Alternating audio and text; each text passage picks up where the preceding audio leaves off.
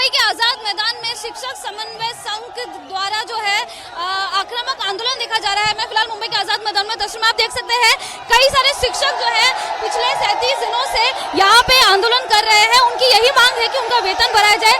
सरकारी शिक्षक है ये, जिनका जो जिस स्कूल में वो काम करते हैं वो सरकारी ना होने की वजह से जो उनको वेतन दिया जाता है, उनकी जो पगार होती है वो सरकार के द्वारा आती है।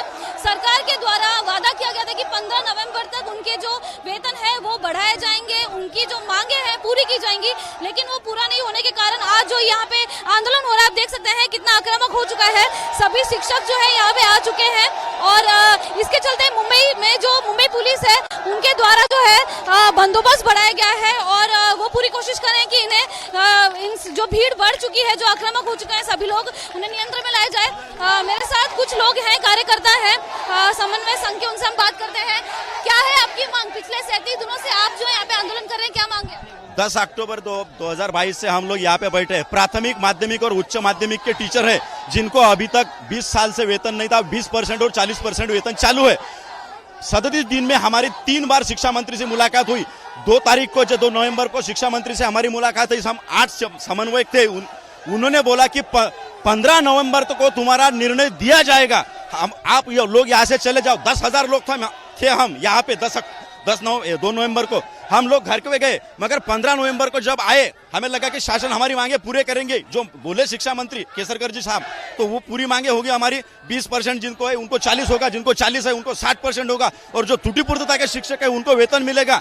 तो मगर उन्होंने आश्वासन पूरा नहीं किया। हालांकि सब चीजें जो है इनको वेतन देने की मंत्रालय के स्तर पर काम पूरा हो चुका है, मगर ये काम हुआ नहीं। इसलिए ये टीचर लोग जो है प्राथमिक, माध्यमिक और उच्च माध्यमिक यानी जूनियर कॉलेज के, ये आक्रामक हो गए। इनकी भावना ये है कि शिक्षा मंत्री ने बोला था कि मैं कुछ भी करके 15 तारीख को न्याय दूंगा, मगर ऐसा हुआ नहीं। माननीय मुख्यमंत्री महोदय ने शिक्षण मंत्री महोदय को हमारे सामने बुला लिया। हमारे कुलकर्णी जी सर साथ में थे वहां पे। उन्होंने बोला कि ये टीचरों को वेतन देने के लिए कोई भी पैसा कमी नहीं पड़ने देंगे हम लोग।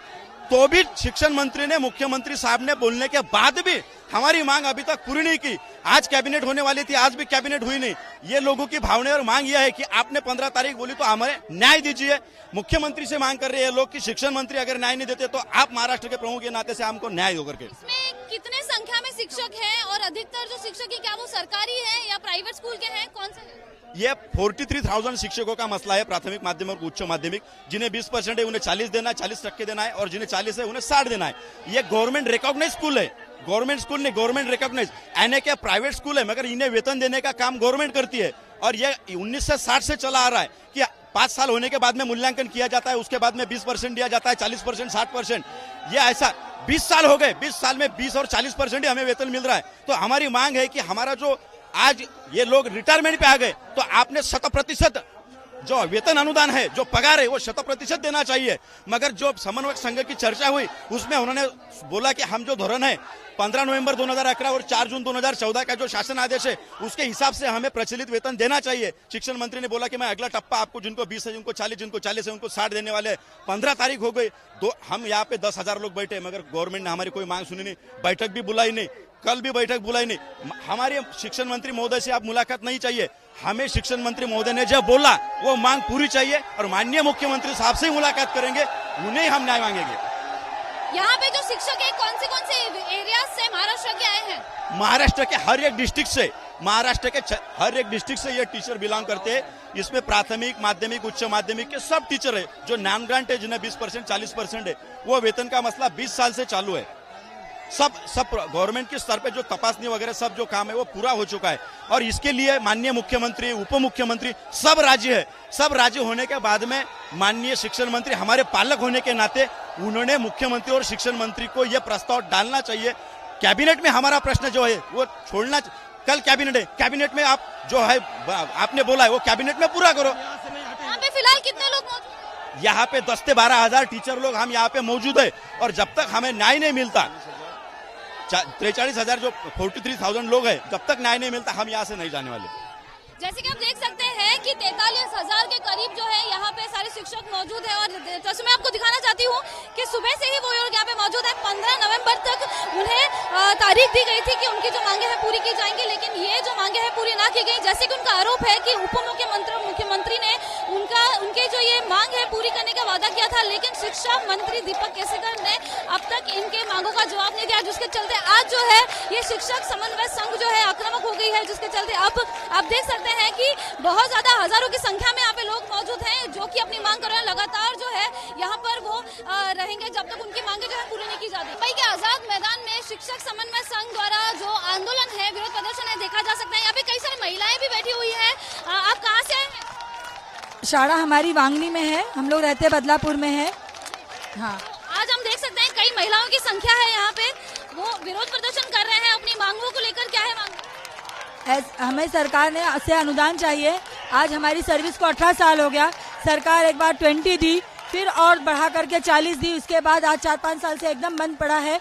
हमें सरकार से बोलना है ये 20% जो बढ़ाती है ये खेल बंद करे। सबकी उम्र कहाँ से कहाँ पहुँच गई। हमारे स्कूल का क्लर्क भी रिटायर हो गया, रिटायरमेंट पे हमारी एक भाभी है सेकेंडरी में, वो भी रिटायरमेंट पे आ गई।